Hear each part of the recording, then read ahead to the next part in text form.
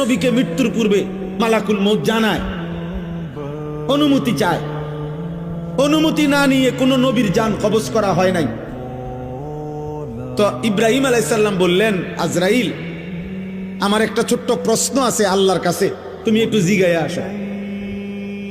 যাও তুমি জিগাও। তো আজরাইল মালাকুল মউত বোঝাচ্ছে বলে, তো তুমি গিয়া বলবা আল্লাহর কাছে, আয়াকবিজুল খলিল রুহা খলিলিহি। আল্লাহকে জিজ্ঞাসা করবা গিয়া যে ইব্রাহিম জানতে চাইছে কোন বন্ধু কি বন্ধুর জান কবজ করে? বন্ধু বুঝি বন্ধুরে মাইরে লাগে? আমি না আপনার বন্ধু? ইব্রাহিম আলাইহিস সালাম কার বন্ধু? কথা বলে না, আল্লাহর বন্ধু কিনা? তো ইব্রাহিম আলাইহিস সালাম বলতেছে, যাও গিয়া জিগাও কি বন্ধু এটা? বন্ধু বন্ধুরে মারতে কয়?